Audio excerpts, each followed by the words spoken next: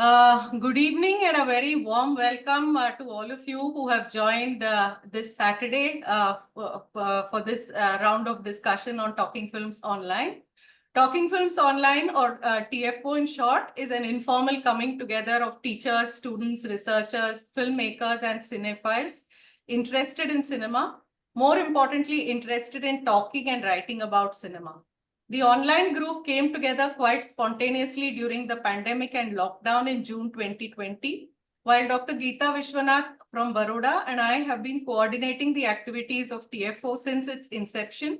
It would not have been possible without the enthusiasm of people who regularly join the discussion, like Ajanta Sarkar, Yagnashri, Sridhar Modugu, Paniraj, Rajan Barrett, Nandini Manjrekar, Tarakeshwar VB, Madhurima, Rasha, etc.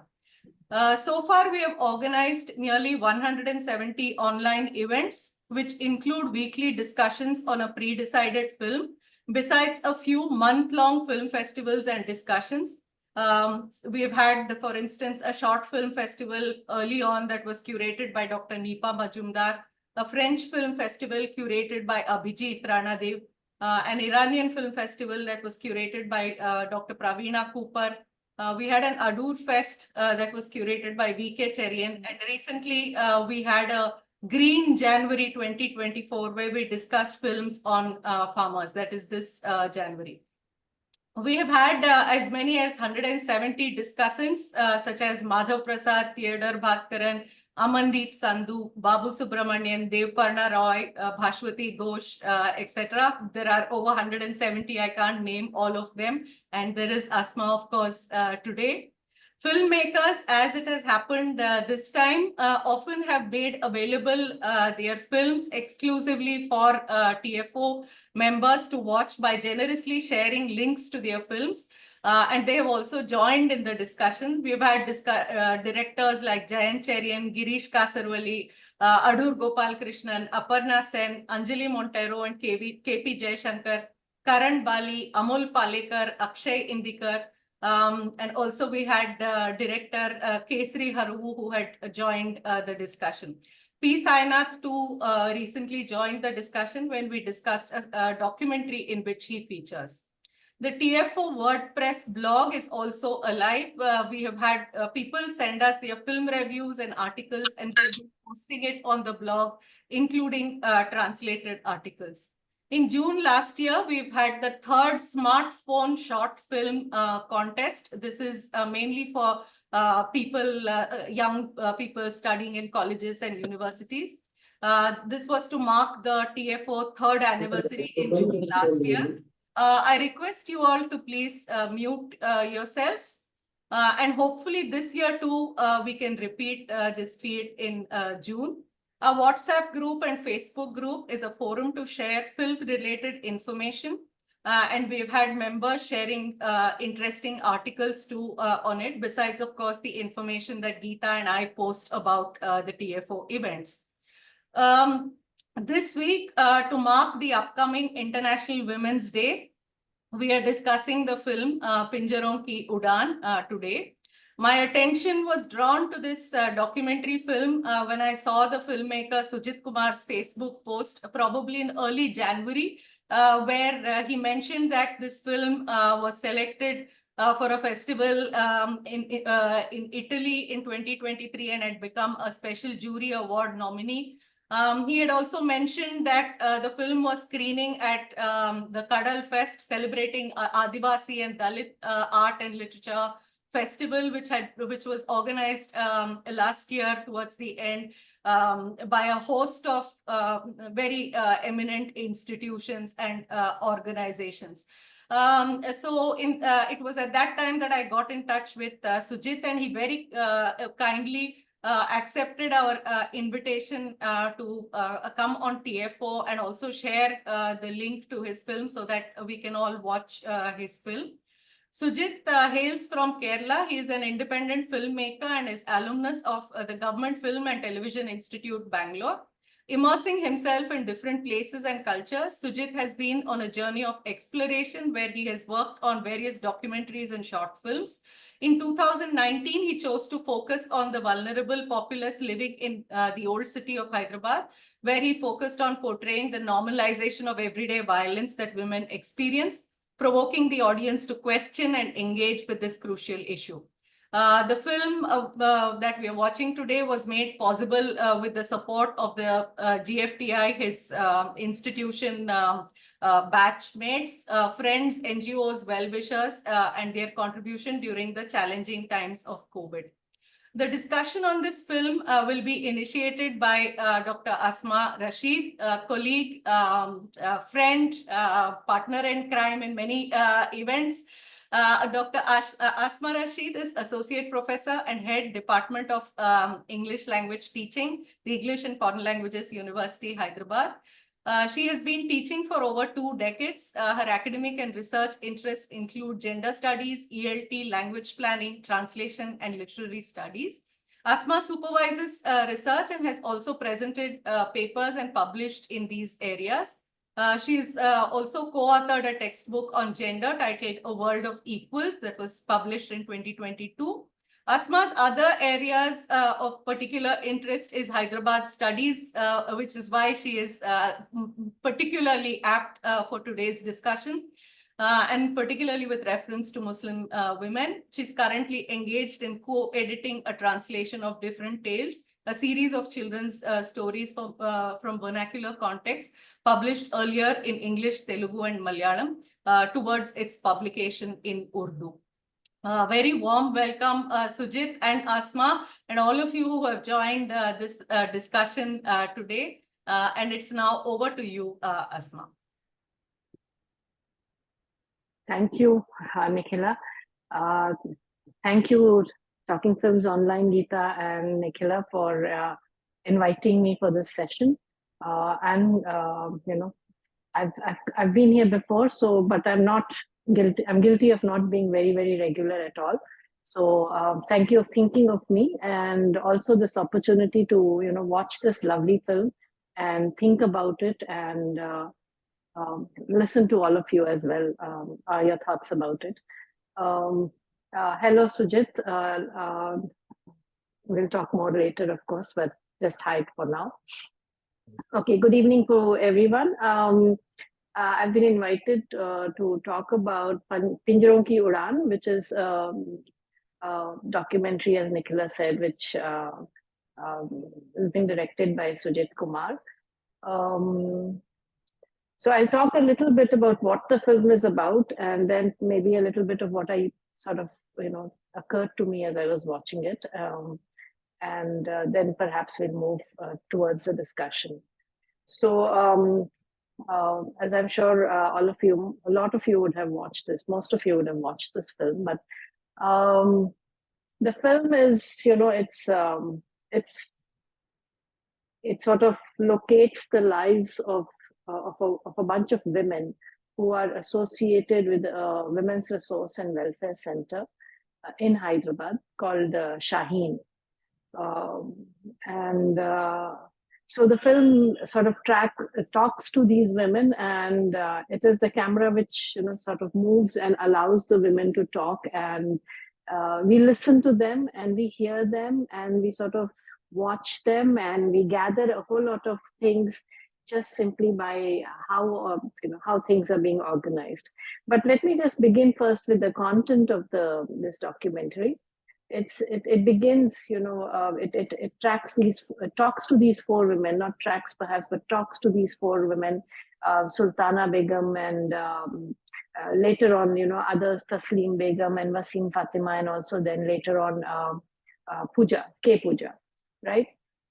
So we sort of, when the documentary, the opening shot is I'm not a film person per se, so I'm not sure of my terminology, but it begins with this wide lens shot which establishes the scene, which is a very typical kind of setting scene. And I must confess, when I first began to see it, and I was excited to see Charminar and all those adjoining localities, which I'm a Hyderabadi, so very familiar with all of those lanes, and I could recognize certain boards and certain things. And I was wondering, the first 30 seconds or 1 minute, I was wondering, okay, what's going to happen next? And then slowly this camera moves into, there are crowds, there are lots of men, very few women. There are these shops, there are these people walking on the roads, and then slowly there is the Musi, the iconic, what used to be the iconic river in Hyderabad, the Musi, but now choked with garbage, urban garbage. So it's choked, it's not flowing anymore, sadly. Then it moves to these shots where there are these garbage heaps. So it's slowly the setting, the locality is being established. This is somewhere near Charminar. This is an area which I'm also familiar with myself, Gaulipura area, Sultan Shahi area. And then it moves, it shows these narrow by lanes, and it shows these, heaps of garbage. And then it also shows some very neat lanes. The, the surroundings are clean and neat. So it sort of, the camera sort of tracks inwards. And when we move into a courtyard and we meet Sultana Begum first, and she talks of her life story, and she talks about how when her mother died, she was taken under the guardianship of her grandparents, her father's parents, and she grew up in an atmosphere of where, you know, girls and boys are segregated, very conventional, very traditional kind of atmosphere, where parda was very strictly observed. So and as she was growing up, she's watched her sisters getting married, and she talks about how she watched them. Well, she says they were suffering after marriage, and she says that she wanted something called freedom. And well, she manages to, the moment she reaches her 10th standard, the proposals start coming in, and she talks about how she gets married at 17, and then she is pregnant in 3 months. And she talks about how her husband is taken aback. Taken aback is a very polite way, I suppose, but you know, he doesn't believe that someone can become pregnant, a woman can become pregnant in 3 months. But Sultana talks of her husband's sister, who seems to have helped her. That's the sense I got. And she talks about how she took over the tailoring shop. She talks about how she borrowed money, and then she was so conscientious about paying back the loan that she would never have enough money to eat, and she was pregnant. But what is the really shocking part is that this suspicious husband, and whatever, who would not work, who would not bring food, I mean, get money home and so on, comes one day and talks affectionately to her, takes her home, gives her something to drink, a glass of milk laced with something, and then splits her head open with a huge boulder, she says. So she talks about how after that, she went to the hospital. She sort of got to know about Shaheen. This organization, this Women's Resource Welfare Center. She meets the director, a very famous woman in Hyderabad called Jamila Nishad. And she talks about how when she goes to Shaheen, she gets a sense of relaxation. She gets a sense of feeling free. And she says sukoon. She gets peace while going there. And even though her brother is not very supportive, saying that, people will call you names, further names, you have already been disfigured, and it would be a matter of shame to go to this women's center. But she likes going there, so she goes there. So she talks about how when she arrived, she found this space, and then she talks in a very matter-of-fact fashion, this sense of looking back and assessing how things happened to her and what she went through and what she did. So she talks about attending, she says, legal aid, workshops at Shaheen. She sort of got legal awareness training over there. Then she learned that she can lodge an FIR. She went to court about a missing husband, a husband who was not looking after her, who had deserted her. She talks about 7 years of going and coming and looking and toing and froing, the court kacheri business. She talks about how her neighborhood, her relatives, her extended family, their neighborhood people say, "What is this? I mean, you just live. If the man is gone, he's gone. You live with the man. You don't go to court. You don't go to the police about your man. This is not right. You should not file a case." But she sort of continued with her thing, and she persisted, and she filed the charge sheet, and she went on with training herself also at that same time.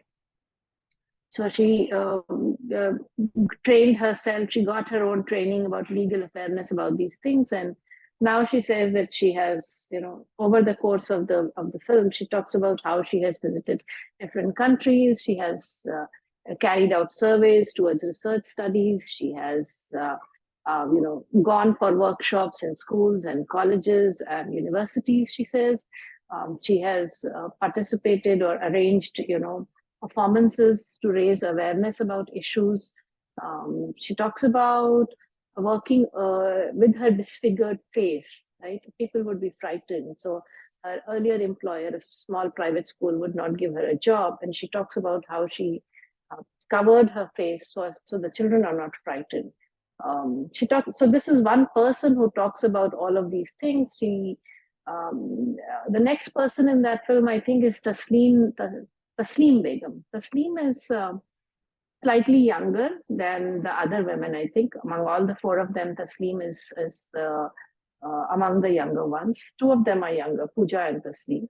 So Tasleem talks about, going to a government school, being very, very poor, father being, drinking, and the mother being the sole breadwinner.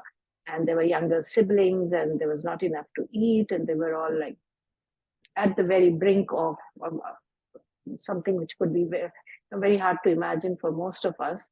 So she talks about how, when she was about 14 or whatever, a friend's mother sort of counseled that, if you marry a sheikh, if you marry this some man from, one of those Arab states in West Asia, she says that she was advised that, you will get lots of money, and your mother and your siblings will, be able to sort of climb out of this poverty, and you will also have a very good life.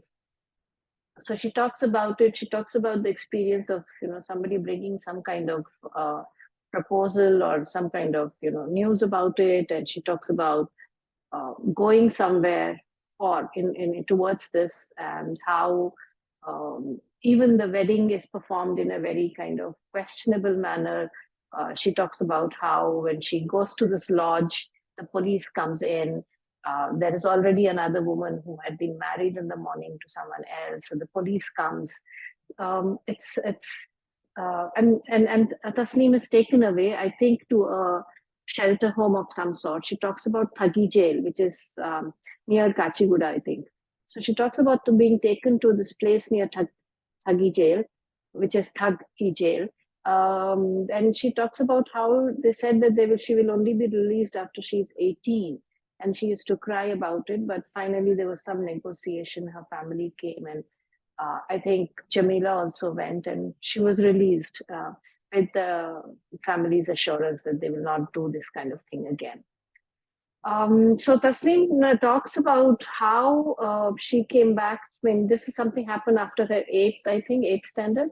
So when she went back, she wanted to continue her education. She talks about her desire to have an education. She's very clear about that. And she talks about, when she tries to go back and complete her 10th standard and so on, that everyone around her said that there's been so much shame associated with you and your life already. If you study some more, it will bring more shame to the family, But somehow Tasneem very successfully negotiated. She wrote her 10th standard exam. And then she talks about how there was a particular teacher who helped her, which I thought was very, very, how the small things in life can sort of make a difference. So she talks about a teacher, but she had to go to work. She had to earn for the family. And she talks about how she was working in a supermarket, and she took admission in intermediate, but she could not attend classes every day because she had to go earn. So the teacher would help her with her attendance and all of that. And she would study at home by herself. And this is how she sort of also completed her 12th standard. She talks about, with her own savings, how when she began to work, initially everyone around her said, how can you go to work? You should not go to work. What will people say, etc., etc. the usual kind of stuff. But she saved money and she bought an Activa, and now she's driving her own vehicle, and then people were full of admiration and so on.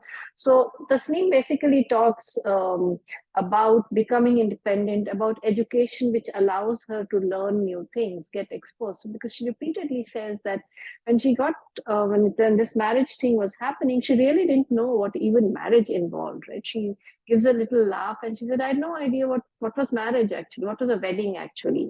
I didn't understand. Nobody told me anything about it. I was not aware. So women, young girls, they should be allowed to study and they should be allowed to get an education. So they understand for themselves, and they can train themselves, and they can, So now Tasneem says she's teaching people, young girls, to cycle. She's teaching them how to ride an Activa. She is learning to drive a car herself, and she would like to one day drive a car herself. So that is one person. The third person, I think that I'm going in the order in that film. The third person is someone called Wasim Fatima. Now, interestingly, Wasim talks about how she also gets married off at 12 by her family, but she talks about how she was a heavy child, right? She was, as a young girl, when she was 12, she was a heavy child. And so her mother would keep saying that, who will, marry my daughter? There will be no proposals for her and things of that sort. And they were also not well off is also not a term. They were just very, very poor. So she talks about how when she came back from school one day, she was still in her school uniform, and then somebody came and looked at her, and her marriage was arranged to this someone, and then she said she didn't know what was going on. She just had new clothes to wear, and there was this big car which had come for her. And she talks about how she always played. Lots of her friends were boys, and she was playing outside in the gully, in the lane outside. A lot of my friends, and there were one or two girls, but a lot of my friends were boys. So all the boys were envious of this huge car which had come. So Wasim is sort of someone who's who's a little humorous. She's not in the sense that she's not serious, but when she's thinking back, when she's reflecting back on what happened to her, she's sort of saying that, hi, there was a big car, and I just waved at all the boys, and I said, look, I'm going away, I'm getting married. And she laughs and says that, I didn't know what that was, what was involved here. I have no idea what that meant, that meri shaadi ho gayi, main ja rahi hu, par ye kya hai, nahi malum tha. So she again talks about, all this giving birth to a child at 13 when she herself was only 13. And then she talks about her family. She takes pride in talking about this, that her family followed this occupation. They did in embroidery work, right? She talks about it. She called it karchop ka kaam. Karchop ka kaam. Karchop is basically the frame which is used, the wooden frame like the size of a bed, on which cloth or sari is pulled or any other cloth is fixed, and various kinds of embroidery work with beads and golden thread and stuff like that. So she talks about that profession with great pride, and she says that when she came back later, when this she wanted to learn, and her dada, her grandfather, father's father, her dada taught her with was happy to teach her, and she is very she takes joy in that fact. There is pleasure when she's talking about how she learned, and that her chacha, her father's younger brother, would beat her for doing this, that this is not a girl's job, that a girl should not be learning how to do karchop ka kam. It's the men who do it. Women do it. I mean, as far as I know, women do it, but piecemeal at home, but not in a shop as such. So it's also a male profession to that extent, in a formal sense. So she said that when that chacha went away to Bombay for some 15 days or whatever, she learned and she became so good at it that when she came back and she was handling everything so well and her work was so neat, that in fact when the chacha came back and later on, he got so impressed by her work that he made her in charge of that whole karkhana, the shop, the workplace where they do all this piecework. Not only that, she takes pleasure in teaching others. She's very proud of the fact that she's teaching girls, that she also went and learned more intricate kind of work. So she trained herself further. And now she teaches not only girls, but also boys. So Wasim has a sense of pleasure. With Sultana, there's a seriousness to her narrative. With Taslima, there is some sort of, she's sort of looking back and repeatedly saying, I was so naive, I didn't know things, I was not told, uh, I, I didn't know what I was doing. Wasim is, so there is a strength, which I'm trying to communicate here. There's a strength to these movies and to these women, and that is what is the director, the camera that allows us to, it comes straight to us like that. From the narrative comes from there. The fourth person in this, fourth woman in this is Pooja, K. Pooja.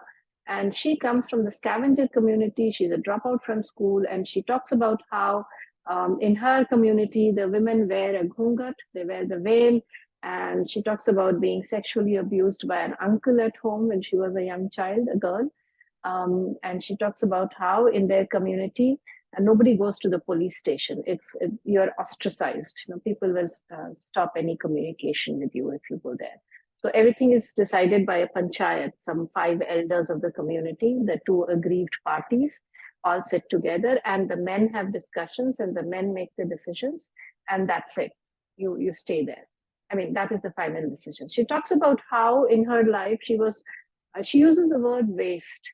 That she felt that she was told that she was a waste, that that she felt she was, her life was a waste.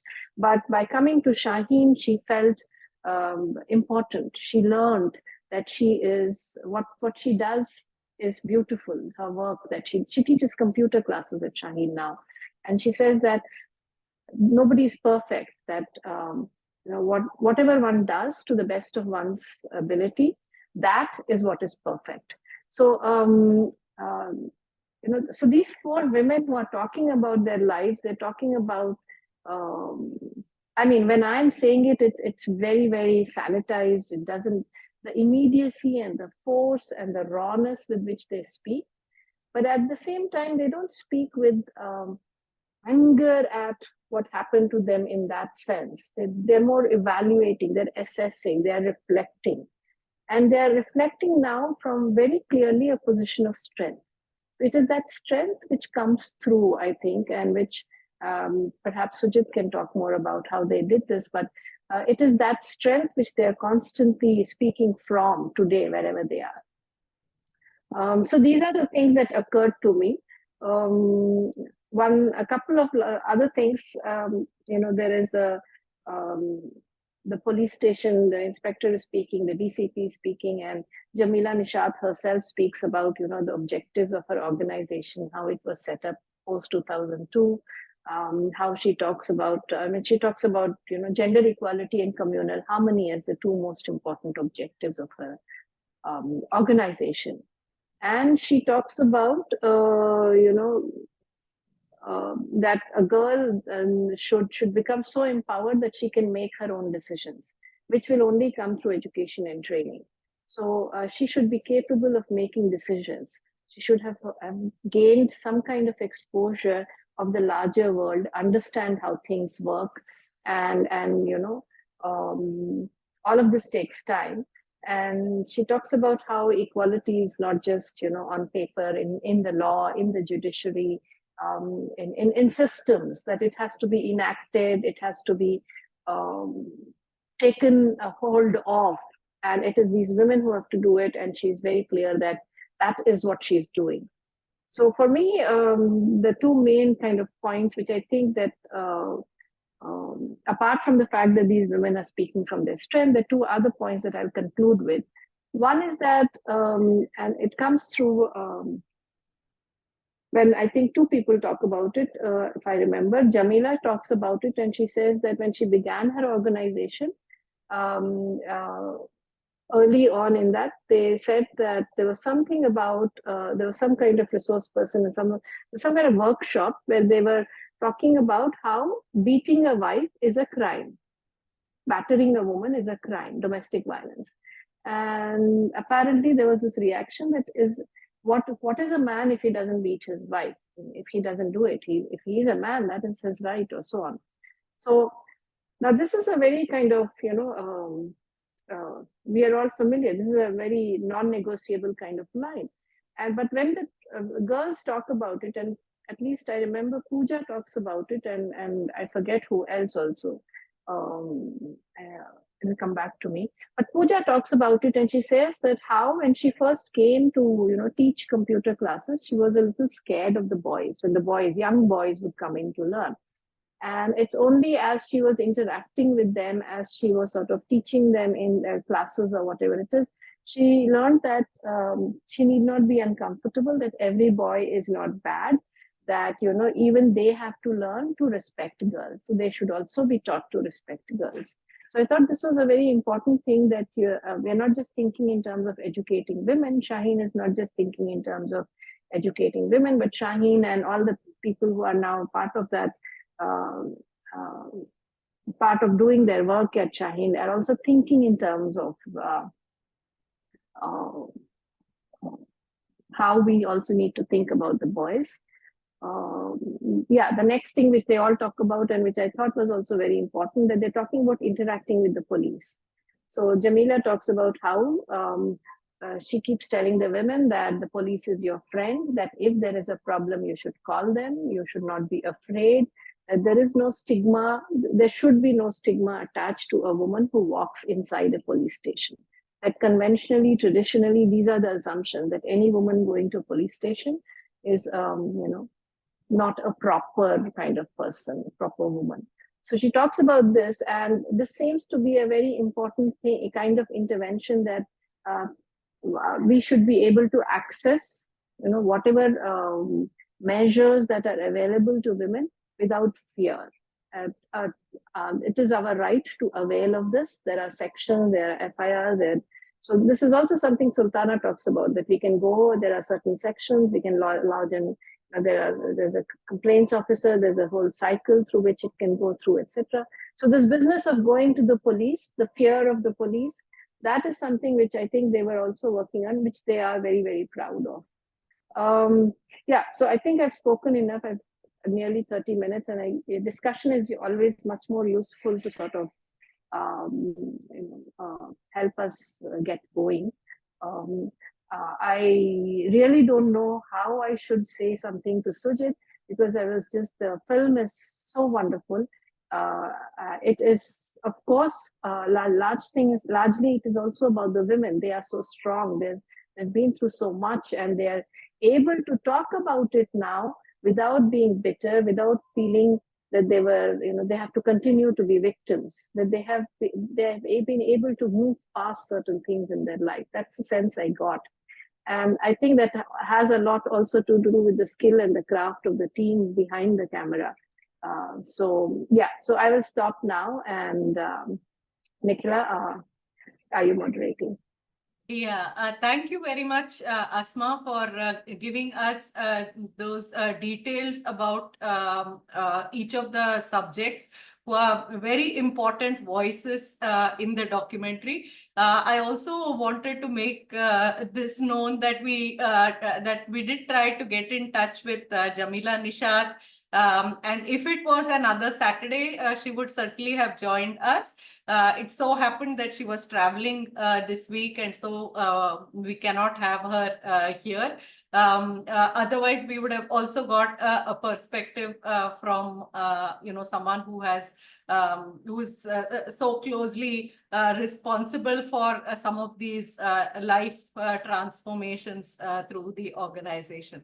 The film is now open for discussion, and also your responses. So anyone who wants to come in at this point, remember Sujith is also here, Sujith Kumar, the filmmaker. So if any of you want to respond, you can do so right away. Yes, Geeta, please go ahead. Thank you so much, Asma, for that really elaborate introduction to the documentary.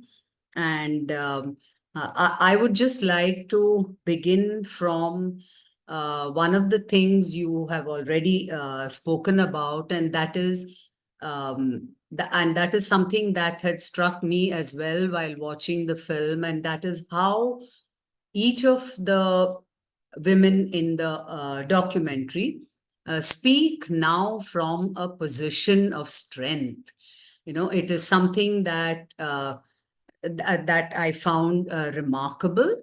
And also, I thought what Shaheen has done to them is also to give them the vocabulary to speak about it.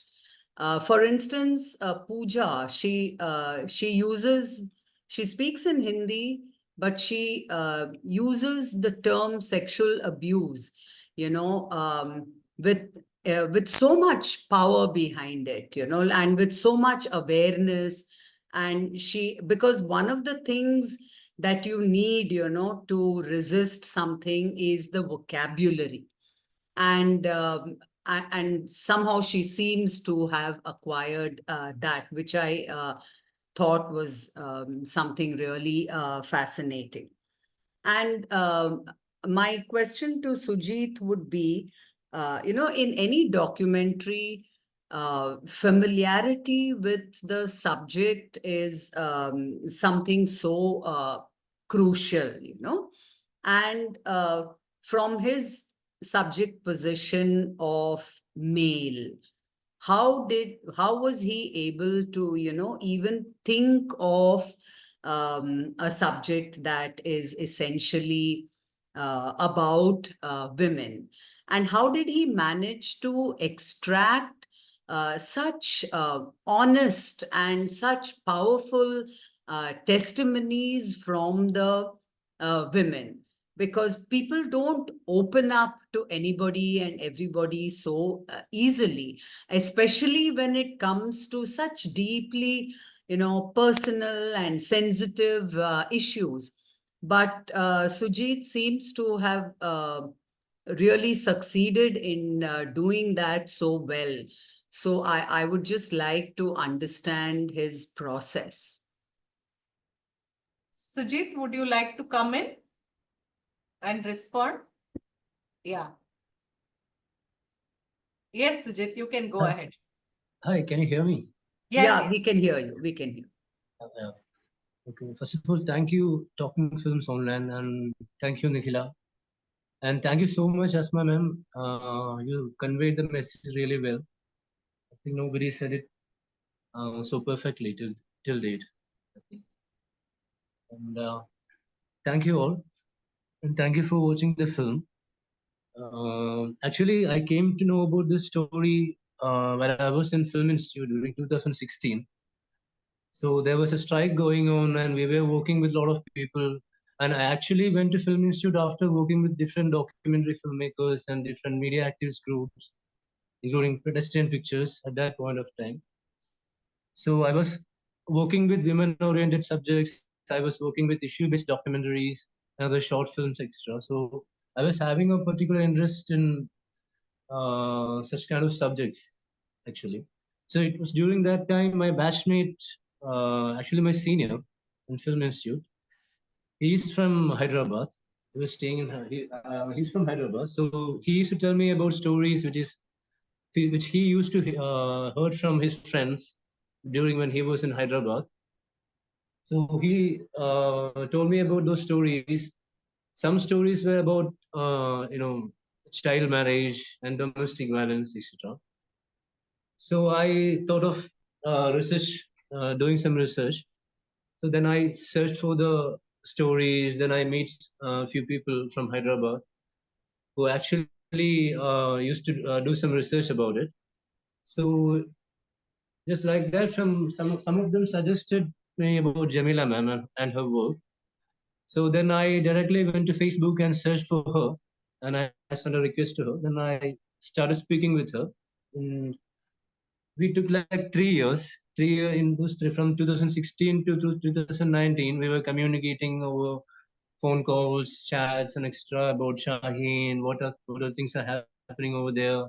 and she gave me a lot of, details like archives, footages, and even articles, and her vision about Shaheen and her women empowerment and extra, and her poems also.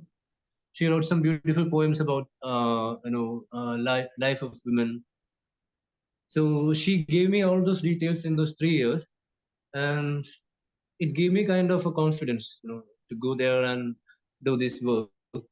First, I was thinking about doing a work about Jamila ma'am and her journey till now. So in that we will include all these ladies and all.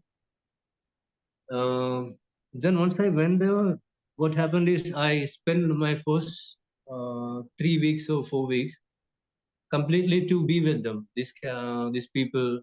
Every day I was there till morning to evening. I was being with them. I was going with them for their case studies. They used to do house visits nearby in the neighborhoods. So I used to go with them. I used to travel with them for their classes nearby schools and everywhere. So like that, I used to go with them for everything. Wherever they go, I used to go with them. So gradually, like after 3 weeks or something, they kind of they kind of got used with me. So they were ready to take photos. They were ready to give interviews. They were ready to sit for some time. So they started speaking about their life. They invited me to their houses. I went to their houses. So, like within 2 months of time, I I don't know how it became so close. They started considering me as their brother, as a close friend, just like they consider after Jamila ma'am, they started considering me just like that. I mean, they were comfortable to speak to me, and till that point of time, they were not ready to give any photography kind of things. They are not ready to give any interviews to other people. So I was having this challenge, and Jamila ma'am actually informed me about that. So this somehow happened actually, and it took like 1 month to complete the interviews of these 4 people, like Sultana, Taslim, Wasim, and Pooja, and each one having different stories. And apart from them, there were many other stories also. Many other people also got interviewed. Even a broker who was doing this, child marriage work. So I've got some interviews of him, but later we decided to remove that part because right now he's not doing that job. He's doing auto rickshaw driving and some small business, and he's having 2 children, I think, and both of them are female kids, and they're studying. And his family doesn't know about his past and all. So, and the first screening was happened in Urdu Khar, inside Old City itself. So I decided to remove that part after a discussion with Jamila ma'am and all the other people. So like that, we had to remove so many other documentation parts of the stories which they are telling. So, but we had to remove certain parts because of certain issues which happened in between the filming and after during the editing part, etc. And after the first screening also. Yeah, like that happened, and we had to change our script also because of certain issues, and I don't know what to say much about it. If you people ask something more about that, then I can reply, I think. Yeah, thank you. Thank you so much for taking us through this journey and also answering the crucial question, that Geeta asked about how did you manage to gain the confidence of these women so that they spoke so unhesitatingly on screen. I also liked 2 techniques, Sujith, that you have used in the film. One is, of course, many times we see the speaking voice. So there is the person who's speaking and their image on the screen. We see who is speaking. But many times you wander off, or the camera wanders off to show us many interesting aspects. So for instance, when you're when Wasim is narrating, we also get to see the beautiful work that she and the other women whom she's teaching this to. So we get to see that. So it's like it doesn't become simply a documentary with these women, but the women in the vicinity, as people who do things, as people who are part of the context. So I found that very interesting, where you break the monotony of just seeing one image on the screen by taking us with their strong voice, of course, constantly in the background. So we feel that this dissociation between the narrating voice and the image on the screen really has helped us see many more things than just the women on the screen. The second technique I felt, which Geeta also pointed to, I mean, it was so important not to have, I think, certain hierarchical styles, such as having some voiceover who is bringing together these narratives as if making some meta sense of all these women. So that you have eschewed some of these techniques of not having a voiceover, not making it sound like an interrogation. So we don't hear what the questions are. It looks like the women are just talking. So their voice is most important. It's not like an interrogation that you're subjecting them to. Many times they are not even facing the camera. It's like they're just talking to people around them. So there is a certain casualness which probably also comes from having come to terms with what they have lived through. And as Geeta says, they have made sense of that, so much so now that they have the confidence to speak publicly. I mean, surely a documentary is like a public document. So they seem confident enough to put it out there. In fact, when I spoke to Jamila Nishat, one of the things she told me is, one or two of the girls are, even ready to come for this discussion. I didn't pursue it with her. Maybe I should have. But the kind of life transformation and confidence that, gaining a perspective on their life has given them, I think that was really wonderful.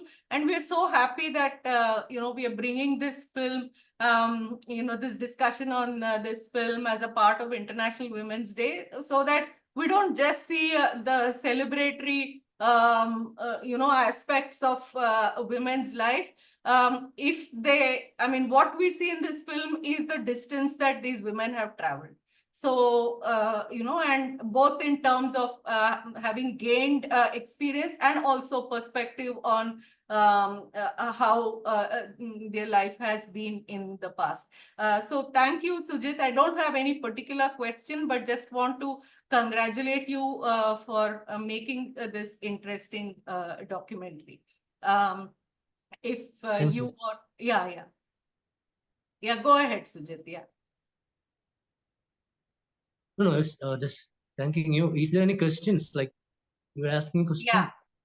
Not really. I didn't have any particular question. Maybe if others have, we can open it out. Anyone else who wants to respond? Asma, you want to come in?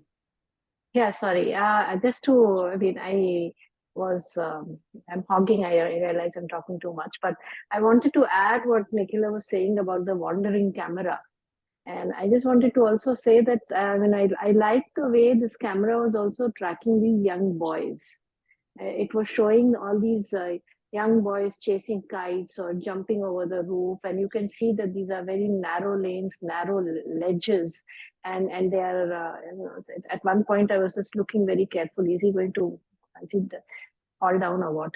So the way that these, so it was, to me, the camera was also saying that that things are not black and white. So these are young boys. What they will become, whether they'll become wife beaters or something else, how are they going to negotiate these? They're growing up. So how is it going to go through? Whether if the women and Shaheen are talking about masculinity and growing up male, and this is what is happening now. This is how it is unfolding. And the camera was sort of moving with them, jumping up and down across ledges, climbing on a gate, or doing various things. So I like that part as well. What you were doing with that. What for me, what the text was doing over there with that, suggesting that there is something vulnerable about these boys/men as well. Just because they are men. There is a way in which they have to be taught. They also need to learn, and they also need to go through a process of education, social, formal, whatever it is. And this is how life is for them as well. So they are also people in the making, so to speak. So yeah, so I'll stop with that. Just an observation. Yes. Sujith, you want to come in? You've unmuted. Hello. Yeah, please go ahead. Yeah, actually, yeah. That scene, actually, that kite scene and the boys playing on the roof.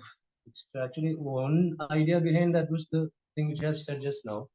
And the other thing is, in all my stays, like 2 years, I was in Hyderabad, like 2 years or more than 2 years. So during that period, I've never seen a girl child playing the way the boys were playing. And if you are actually, there will be some people like that, but generally, if you are looking at old city, if you go there, then you won't be seeing any girl child playing kites like the boys playing. Or if you are seeing a girl child, then she will be having a small child to look after, or she'll be doing some other works, or she'll be going to a shop nearby, like that. You can't see a girl child on top of a roof, or playing with the gods, or doing this crackers busting and all those things. So I thought to add that idea also. Anyway, you're watching the film and you're watching the interviews and all. So I thought that that scene will give some other dimension to the story itself. I mean, entire film, so that I can come back to the rest of the story also. Okay. Anyone else now who wants to come in? Please unmute yourself so that I know you want to speak.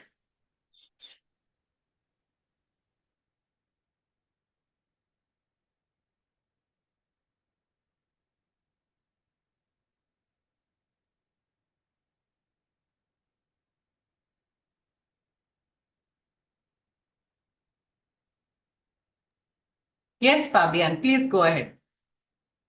Yeah, thank you very much for presenting this film. I was thinking the film is about empowerment. And as Gita said, empowerment starts with vocabulary and speaking. And it's true that there's no anger, and they are strong because they are not angry. When you start being angry, you lose power. And maybe a key word is resiliency. Resiliency is a very powerful feeling. I mean, they've overcome, so they start to talk after overcoming such difficult hard times. And what I was thinking is, it's a very naive question because, my culture is very different than the Indian culture. But I was thinking, what is the interest of a patriarchal society to keep the girls' educations in a naive state of mind? Because they all said we were naive, we didn't know. And do you think that this naivety can be overcome or something? Okay, Fabian is asking what is what is at stake, or why does patriarchy want to keep young girls in a state of innocence, so to speak, naivete or innocence? Why not educate them?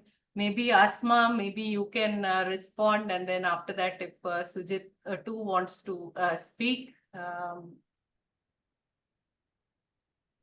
Yeah, you're very right, Fabian, that this constant women speak from strength, and they reflect, and they think back, and they think about how they didn't realize the implications of whatever was happening to them. But I think more than one person actually also speaks about the poverty of their lives. It is the sheer poverty, the lack of choices. So, for example, the second person in the series who we meet, Tasneem, I think, she talks about how her friend's mother counsel that if you marry this guy who is, she's only 14 or 13 and this guy is 60 or something like that. She talks about how her mother goes to work and what she gets is not sufficient to feed the family, and the father is a drunk, and they are dirt poor, basically, right? So this idea that this is a shortcut to achieve, to climb out of that kind of poverty, that seems to be the thing, that even it is that why do women get agreed to marry? And Jamila talks about this also. She says that we need to raise awareness that this is not the way to improve your life, that even the girls seem to think that have a single kind of dream in their life, that we should get married and then things will be better. And she talks about, several of them talk about how it is the poverty which sort of limits the horizons for the people there. And it is exposure, it's education, it's awareness building, it's through workshops, through, for example, Pooja talks about this. She says that when she comes from home to Shaheen, there was a single route. There's this particular road that she knows, and she doesn't know any other way. That's only from home to Shaheen, even though it is this resource center and so on where she's working, but it's the only road that she knows. And she talks about how they do this safety mapping exercise, right? They draw on chart paper. They all sit together and draw on chart paper where their houses, what are the things in between, whether it's a shop or a pharmacy or a temple or things of that sort, and the routes that they take. And they map where are the unsafe locations where they're likely to be men who are doing something which can be dangerous, which could be unsafe for the girls. So she talks about how she herself never thought about it in this way. So it's only when they started doing the safety mapping that as an exercise in building awareness about their surroundings, that she learned something new. So this thing about learning, not just through formal education, and Jamila talks about it, that they need to learn about the larger political world, the social world, the cultural world. They need to be able to assess, have this awareness. She doesn't use the word critical, but I suppose she's talking about, building this analytical kind of, third sense, or whatever you would like to call it, to be able to judge, to know enough, to have sufficient exposure that I can judge and understand that, this is not right for me. So I think that early marriage is basically a bane of sheer poverty. Next, it is also about not having sufficient exposure and knowledge about what else is possible. That if I educate myself, if I get trained, I can earn for myself, I can improve my life and improve the life of my family. So, so for that safety mapping, to go back to that example of mapping a safe route from home to Shaheen, she talks also about how Pooja talks about it. She talks about how, this is also dynamic, that this is also shifting. that just because this was safe today and the men were standing at a particular, all these local hoods were standing at a particular place, not necessarily that tomorrow, so it will change. So she talks about that. And she talks about also learning that the police, they asked for the police patrolling to increase and so on, to ensure that the girls felt safe. And she talks about how they realized that the men knew when the boys knew, all these young boys, whoever they were, they knew when the police patrol was coming. So they knew to hide for that hour or whatever when the policeman would be around and then come back again, or change their space or whatever it is. So she talks about how learning that things keep shifting, right?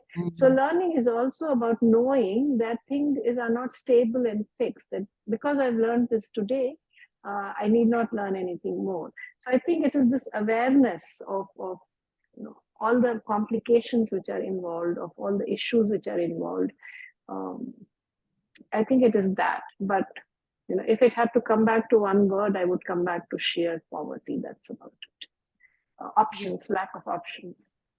Yeah, and Fabian, also I think somewhere the idea that if women are educated, make decisions, or have the ability to make decisions, the very idea that women will acquire this ability itself is so threatening. Whether it will materialize or not, that's a different question. Whether education will really empower them, that's a different question. But the very idea is so threatening that women are not allowed to pursue education.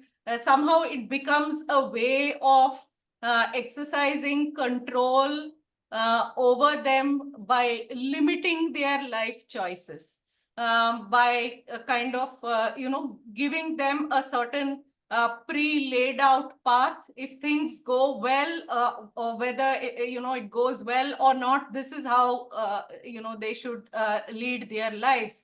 And as Asma said, because of lack of exposure and education, they don't have, many of them may lack the ability to reflect on their lives, to see what else to do. So you are in a bad marriage, you will continue to remain in a bad marriage with an abusive man, simply because you don't know where else to go. So this creation of choicelessness, this creation of a condition of choicelessness, I think this is the bane of Indian society. It happens, to young girls like we see in this film. It happens virtually, in every section of Indian society, I would say, because all castes, all communities exercise control over women and thereby empower themselves, thereby strengthen their own boundaries. So given this aspect, that they want to strengthen themselves and exercise control, you can see what or why they want to keep women in a subservient and choiceless position, Fabian. Yeah, thank you. Yeah. And it is in all castes. Yes. This I is would- shared in all castes. Yes, I would think so. What do you say, Asma? Class as well. I mean, whether it's caste, whether it's class, whether the marker of community is, whether it's religion or caste or class, social. It's not as if this is just about economics also, right? It's something that, unfortunately, to feel one doesn't have a choice is also a socio-cultural kind of perception that that people live with. So yes, I mean, I think what this thing about being choiceless, or that no other choices are worse. How Nicola has put it, I would agree with that. Yeah. But in the high Indian class, all girls are highly educated. No? So yes. Yeah, but to go back to Sujith's film, this is what I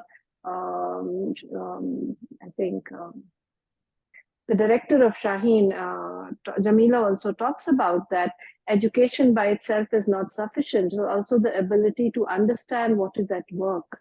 You know, when I think that I have a job, Yeah. I'm educated, but I love this man regardless, and I will change him, or he will change for me, or whatever it is, or the social cultural, kind of constraints around me, which sort of tell me that I have to stick with my man or my partner or whatever it is. These are ways of thinking which firmly place us, and we grow up in these kinds of thinking. They're ingrained. So then the idea that something else is possible. This is true. I mean, this is true across class and community, but it's also true, I think, elsewhere out of India as well. Oh, yeah. It's that kind of thing. So Yes, education yes. will do some things, but not everything. It's exactly the same. Yeah. Mm. Thank you. Thank you, Dr. Asma. Oh, thank you. Thank Thank you you. for participating. Okay, anyone else who wants to come into the discussion? Yeah, so Sujith is saying you can email or WhatsApp him if you have any further questions. The discussion need not stop here.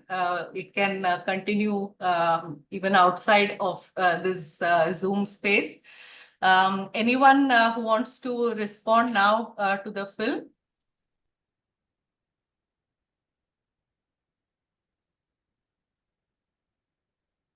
Madhurima? Yeah, so I just had one or two things to say that I liked about the film. Most of it has already been discussed. So one was what ma'am was talking about, this position of strength. This was something I first thought after watching the film, because the film not only shows the position of strength, but it also talks about how it is achieved, the process or the struggles, and the focus is on I or us and not on the abuser. And one way through which this process or the journey is reflected is through their own narratives, but also through the use of the camera work that focuses on their work and their life, which I found very interesting. And and I felt like the focus shifts from individual to the broader issues, like to the challenges of the women of the community. Like one woman actually talked about that when I went to school, I found out that other girls were also facing the same issues. So it was not only my issue, rather the issues of in general. And the other thing I liked about the film was how the issues of class and caste, both of which are talked about, along with the issue of gender. And one other thing I liked was the use of the songs in the film. So, in the first part, the opening song actually sets the tone of the narrative of the film through the use of the words, our demand for rights. I don't know the actual language of the song. It is probably in Urdu. So I'm just talking about the subtitles. And also it ends on a hopeful note through the use of a song and through certain screenshots of various issues. So it actually shows how the struggle is still continuing, but we still have a ray of hope. So that is mostly all I have to say, but I really like the discussion, how it is going on. And thank you, Sujith, for making the film and for making it available to us. Thank you. Thank you, Madhurima. Rasha, do you want to come in? Yes, good evening. Thank you so much for this film and this wonderful discussion. Everything I was thinking about after watching the film has already been said and beautifully put by Dr. Asma and Sujit. Thank you for this film. I just wanted to talk about the idea of how sheikhs from these Arab supposedly wealthy states come to Hyderabad, and I don't know, in other parts also of India, and have these illegal contract marriages. And it is strange, but because also these contract marriages and underage marriages happen in communities in the Arab lands. But the idea that these supposedly sheikhs, like they have this religious title, come and do these things shows how much it is wrong. And like they would marry a girl and divorce her in the same day, and this extremely age gap between the groom and the unlucky bride. So these are really sad. And also I want to talk, stress this idea of strength that was prevalent throughout the film. It's true, they have gained such a beautiful strength talking about their lives. But it is unfortunate in this day and age that women would reach this limit of strength and power, but after having gone through all of these horrible things. So that's what I wanted to say. Also, when Asma ma'am talked about that scene of little boys playing, and then when Sujit talked about that how he hasn't noticed any girls playing, I felt that too. And there is a scene where these women were playing with firecrackers in front of Shaheen, and it shows that there is still this child in each of them, the girl child who wants to play. And it's unfortunate how girls in underprivileged communities have to skip these important stages of their lives, like playing outside, just being a child happens. So, and thank you for this film and discussion. Thank you. Thank you very much, Rasha and Madhurima, for your interesting comments on the film. Asma, you want to say anything in response? No, I think we have, there is a lot in the film which is also still sinking in for me and thinking about as Madhurima is talking about, the songs and how it ends on hope. And Rasha has pointed out how these men take this title of Sheikh, which is a title of, a venerable, respected title, but it has become something else. It's become something else in these contexts. So I feel that a lot of elements of that film are still sinking in for me, and I'm thinking about many things. I'm thinking about, for example, Jamila's thing about, she calls her organization Shaheen, and for me, Shaheen is that two lines from Iqbal, where he, now I don't remember precisely, but तू शाहीन है परवाज है काम तेरा तेरे सामने आसमां और भी है. I mean, these are some very famous lines from Iqbal. So this idea of soaring, of reaching for the skies, of flying, of being powerful, of one's own will, being independent. I mean, for me, these women were embodying this, and I think the filmmaker and his team have, captured this very, very ably. That they have allowed the camera and allowed the women to speak, and the camera then speaks through that, through the scenes that are interspersed of the urban spaces, through the play that happens, through that little girl who runs out with a can, I think, to collect water. I'm not sure I recall properly now. But through so many things, the details of that life are in those small lanes, and the grittiness of it, the huge tree which is there outside Shaheen, which sort of becomes, it's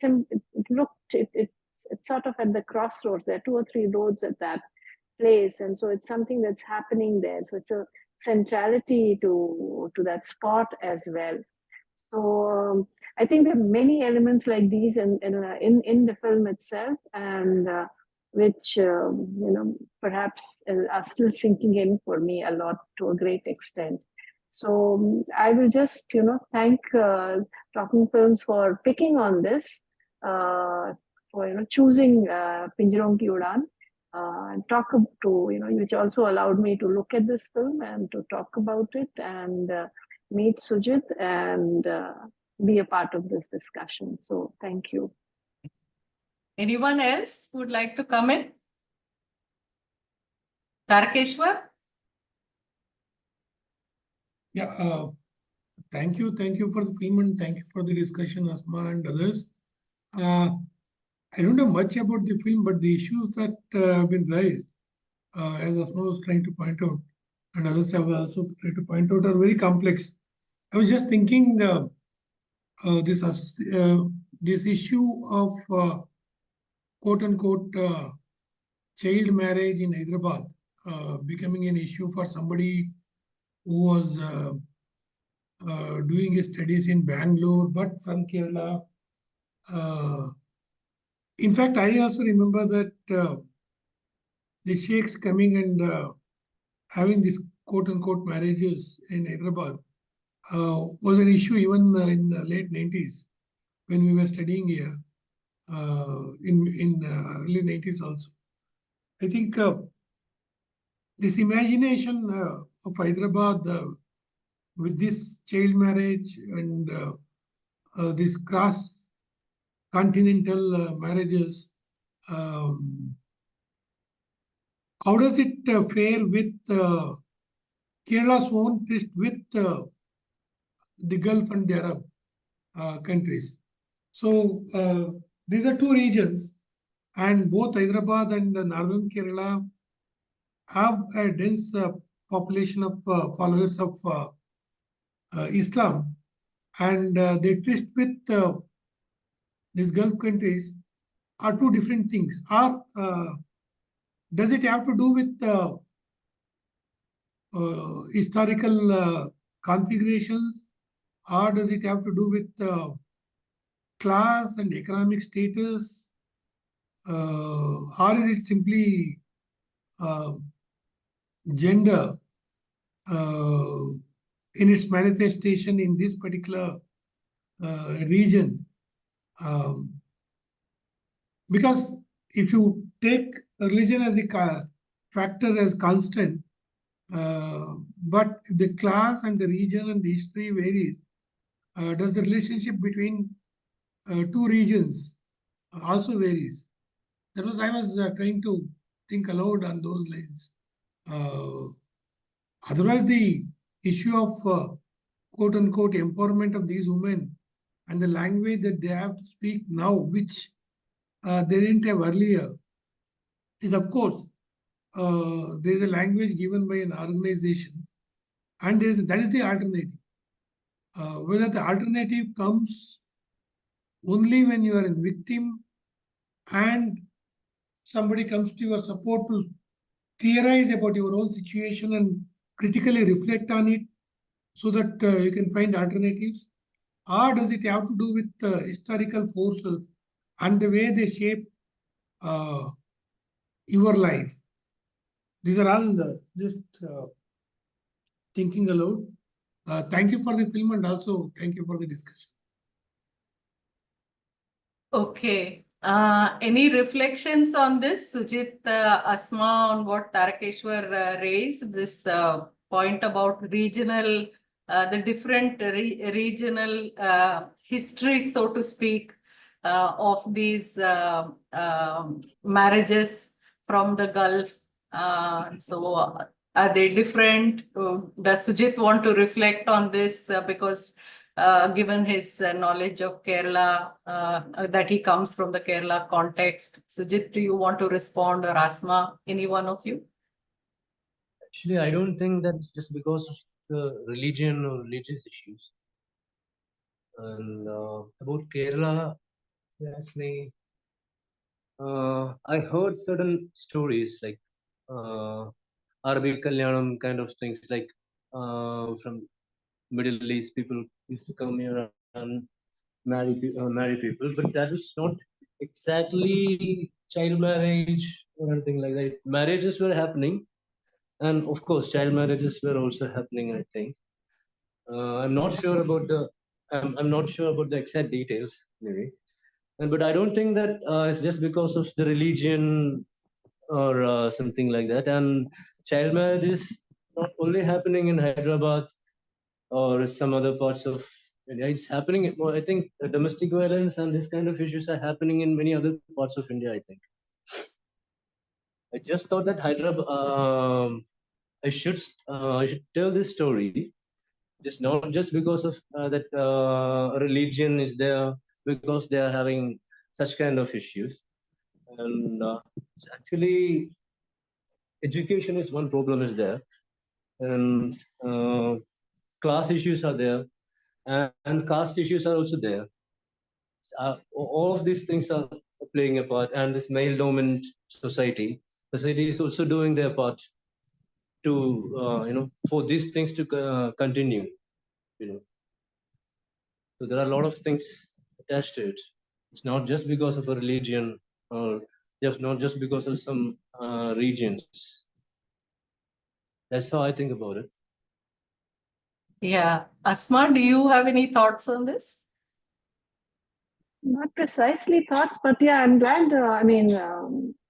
Tarkeshwar has raised this issue of how this was there earlier also, and you're right. In the 1990s, actually, this caught the imagination, I think, of a reading public at that time, when some air hostess rescued some child bride, etc., etc. Which was probably the early 90s, if I remember right.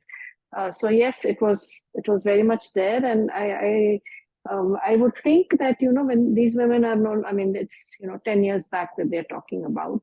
So to what extent it is still there today? I mean, the police inspector, when the sub inspector or whatever he is, talks about it, he says there are 4 to 5 cases, etc., per year. So these things are there, but they have come down. Then when Jamila is talking about it, she also talks about how, it's not just rape, there is also incest, there is also the loan sharks. There are lots of issues in the old city, which basically I would take that to mean it's the economics of the place, the larger politics of that, the geographical location, which is mapped onto many other things, including community and religion, but also on many other things, which has sort of allowed this particular problem the contours of this problem specifically to work out in this way.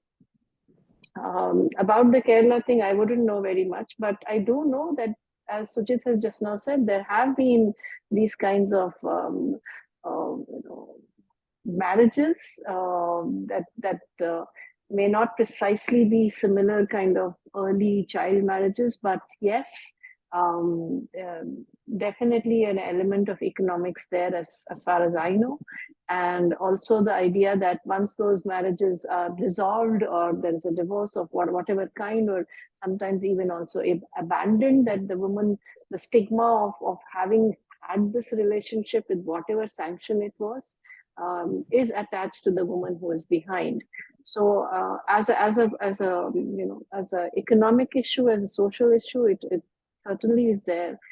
It may be there from other parts of India as well. One doesn't know. I mean, today the word trafficking is used, which is a very different issue, I admit. But I mean, it is of course a different issue. But still, the idea of using women in these modes, exploiting them, profiting from them.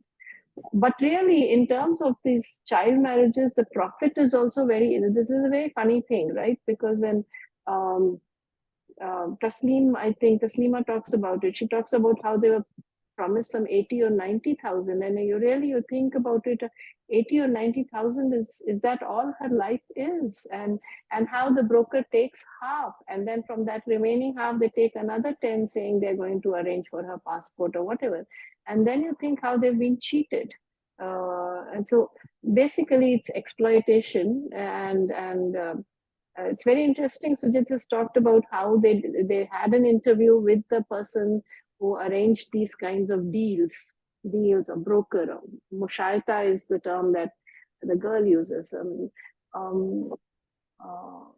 So they are also, now this person is no longer in that profession, is driving an auto, has 2 girl children of his own, that so there were other factors at work. So the idea that who is involved in this, that who are the people who are involved in it, this was not a mass racket in that sense, that this is a big problem, but it is also a problem really of sheer lack of options for people to do other things. I'm not making excuses, and I'm saying that we should look the other way. I'm just saying that what Tarakeshwar has pointed out about being analytical about this, about laying out the problem and understanding the complexity of it is perhaps, a much larger issue. And Geeta mentioned how it's a vocabulary which has come from a particular paradigm. And I think, Nicola, you yourself said that whether education actually translates into something what we think it ought to, it will lead to, that's a different thing altogether. But definitely education and training and building on one's skill, whether it is learning to drive or computer classes or legal awareness or embroidery tailoring or, all of these ways of earning livelihoods or becoming a more capable person and taking charge, right? Taking charge of oneself, of one's body, but collectively, as I think Madhurima or someone said, that collectively we are doing things. So the strength that comes from that as well.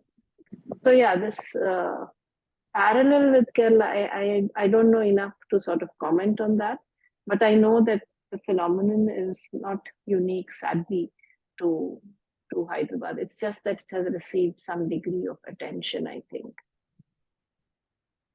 Okay. Any other? Yes, Madhurima?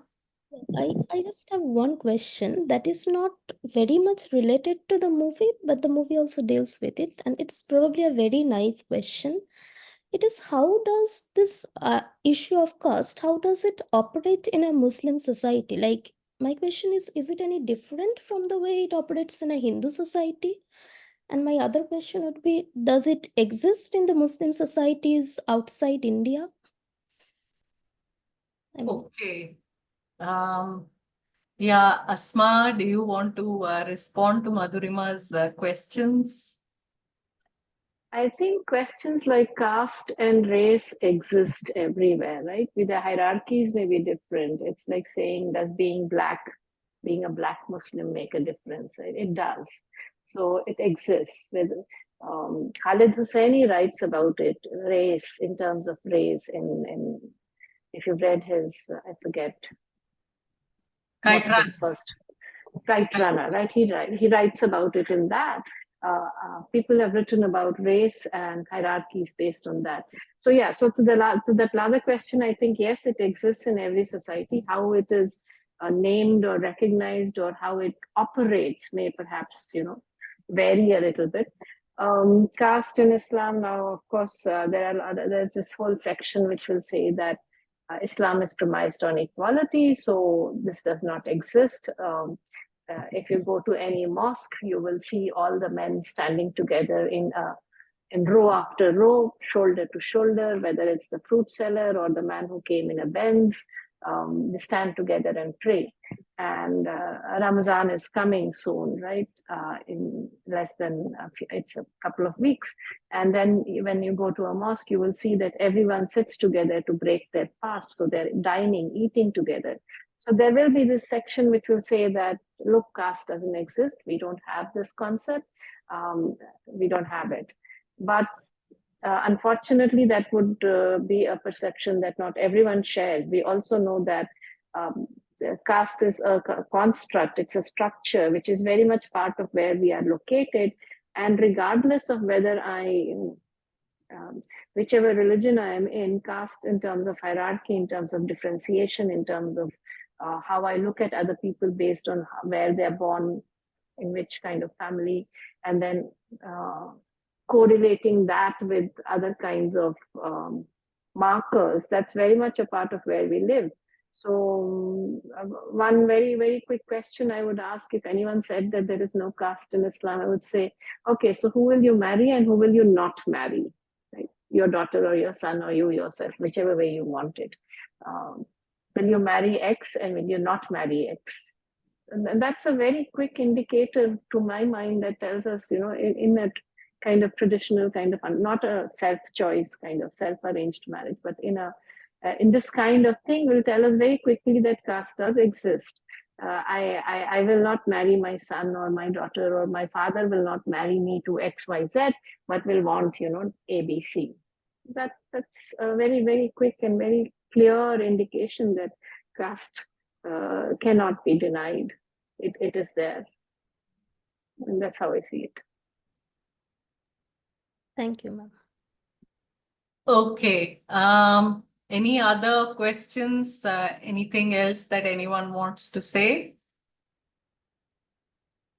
If there are no more questions or responses, maybe we can ask Sujith, to have the final word. Maybe Sujith, you want to, say something, respond to all the discussions that have happened so far. Is there something that you want to say at this point? Actually, thank you so much for this screening and this discussion of me, for giving me this option. Another thing, I actually want to say some things about certain Christians, but because of I'm having one of my characters having an issue with being uploaded in public platforms. We're talking about it because she got recently married. And some issues she faced during the last screening. Last screening and discussion, somebody took some screenshot or something, and they have shared it with their neighborhood people, and they have created some issues, it seems. So if anybody else want to ask some questions, then they can email me. I've shared my email here, and thank you so much. Thank you so much for this opportunity. Yeah, we understand the sensitivity of your film, also what it means for these women, who have so generously, spoken about their lives on the film, and also their need to be respected once their stories are out in the public domain. From TFO, we only have admiration for your film, for the women who have featured in this film. Thank you for making this film, and thank all the women who have been a part of it. And thanks, Asma, for agreeing to be a discussant for this important film. We were really keen to, do justice to the film with a good, initiation on the discussion. So Asma, thank you so much that it has happened. Thanks, Sujith, for making this film available to us and for participating in the discussion today. I'm sure if members on TFO have questions, they will get in touch with you. Thank you all for joining tonight. And have a very good weekend. Thank you. And I have a couple of small announcements. Has Geeta left? Geeta, Geeta and I were just thinking of having a discussion of, to plan for the TFO anniversary. So I'll just stop recording at this point.